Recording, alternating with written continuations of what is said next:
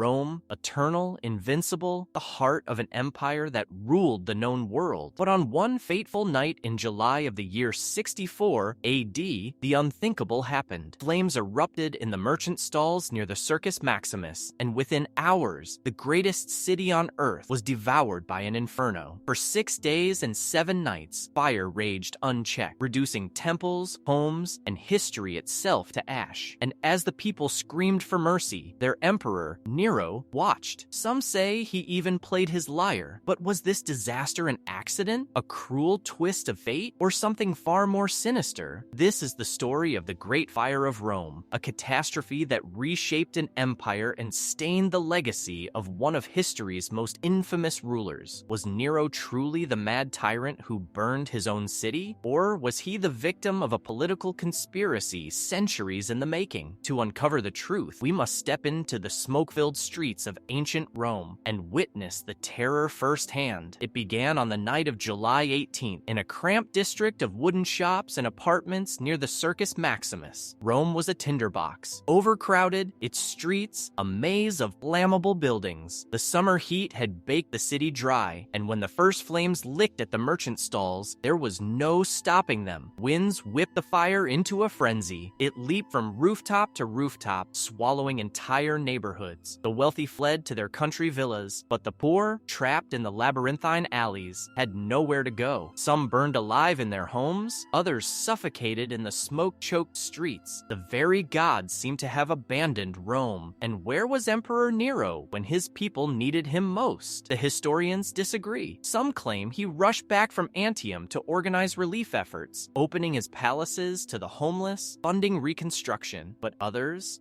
tell a far darker tale. They say Nero climbed to his private balcony, gazed upon the burning horizon, and played music as Rome crumbled, a song of Troy's destruction, some whispered, a twisted homage to the fall of a great city. But if Nero did not set the fire, who did? And why would history blame him for a crime he may not have committed? The answers lie in the shadows of imperial politics and a conspiracy that would shake Rome to its core. As Rome burned, Emperor Nero became a man trapped between history and legend. Was he the architect of the flames, or was he being framed by forces unseen? To understand the truth, we must step into the mind of Rome's most controversial ruler, a man whose reign was already teetering on the edge of disaster: Nero Claudius Caesar. At just 16, he inherited an empire drowning in corruption. His mother, Agrippina, had schemed to place him on the throne, poisoning his stepbrother, Emperor Claudius. But once crowned, Nero sought to break free from her grip and from the old guard of the Senate that resented his rule. By the time of the fire, Nero had already stained his hands with blood. His mother, his rivals, even his wife. The Senate feared him. The people whispered of his excesses, lavish parties, scandalous performances, a man more obsessed with art than empire. And then the fire came. In the ashes, rumors spread like wildfire. Nero had ordered the burning to clear land for his golden palace, the Domus Aurea. Others claimed he sought inspiration for an epic poem about Troy's fall, but the most damning accusation? That he had sung while Rome burned, a story repeated for centuries. But here's the problem. Our main sources, Tacitus, Suetonius, Cassius Dio, wrote decades after Nero's death. Their accounts are filled with contradictions. Tacitus, the most reliable, admits that Nero wasn't even in Rome when the fire started. So why does history remember him as the monster who fiddled while his empire burned? Because someone needed a scapegoat, and Nero had enemies, powerful ones. The Senate despised his populist reforms. The aristocracy loathed his Hellenistic tastes. And then there were the Christians. To divert blame, Nero pointed to this obscure new sect. Christians were rounded up, tortured, burned alive as human torches. A brutal distraction, but was it enough to erase suspicion from himself? The truth was slipping through his fingers, because if Nero didn't set the fire, then someone else did, and they were about to make their move. While Nero scrambled to control the chaos, another fire broke out, this one across the Tiber, in districts the first blaze never reached. Too coordinated, too convenient. This was no accident. Somewhere in the smoke, hidden from history's gaze, the real architects of Rome's destruction were making their move. The Senate had motive. Many senators still dreamed of restoring the Republic. Nero's populism threatened their wealth, his erratic behavior their power. And then there were the the Praetorian Guard, sworn to protect the emperor, but loyal only to gold. The Senate had motive. Many senators still dreamed of restoring the Republic. Nero's populism threatened their wealth, his erratic behavior their power. And then there were the Praetorian Guard, sworn to protect the emperor, but loyal only to gold. Ancient sources hint at something remarkable. The fire followed a suspicious path. It spared certain aristocratic neighborhoods while ravaging the plebeian districts, almost as if someone had ensured the right people would be protected. Nero's greatest mistake wasn't cruelty, it was weakness. By 64 AD, his grip was slipping. The Pisonian conspiracy would come just months later. Was the fire someone's opening move? Modern archaeologists note something chilling. The fire moved against the wind in places. Accelerants may have been used, and the multiple ignition points. This wasn't madness, this was strategy. When Nero finally acted, his retaliation was telling, not just against Christians, but against senators. Properties were seized, old rivals disappeared. The emperor knew, but it was too late. The fire had done more than burn Rome. It had burned Nero's legitimacy, and in the ashes, something new was stirring. Because the greatest trick wasn't framing Nero for the fire, it was making sure history would remember it that way. When the last flames died, Rome was unrecognizable. 3 districts completely destroyed, 7 more severely damaged, hundreds dead, thousands homeless. And in the eerie silence, one question hung heavier than the smoke. Who did this? Nero's response was swift. He opened his gardens to survivors. He imported grain from Egypt. He commissioned wide streets, fireproof brick buildings, and the glorious Domus Aurea, not as a decadent palace, but as a symbol of rebirth. But Rome didn't want rebirth. It wanted revenge. The whispers became shouts. The shouts became riots. And when Nero blamed the Christians, Rome barely noticed, because by then, a new story had taken hold. A story so compelling, so dramatic, that it would eclipse the truth for 2,000 years. The legend of the fiddling emperor, the mad poet king who burned his own stage. But here's what the chronicles omit. The lyre wasn't invented until the Middle Ages. Nero played the cithara, and he was 35 miles away in Antium when the fire started. So why does the lie persist? Because revolutions need villains. The Senate needed Nero monstrous to justify his overthrow. The Flavian dynasty needed him insane to legitimize their rule. And we still crave the myth of the tyrant who plays music as the world burns. Nero ruled 4 more years after the fire, but his fate was sealed that night. When the Senate finally turned on him, he died alone, lamenting, "What an artist the world loses in me." His last words were poetic. Like everything about him, the fire reshaped Rome, the lie reshaped history, and somewhere between them both, the truth waits, buried but not forgotten.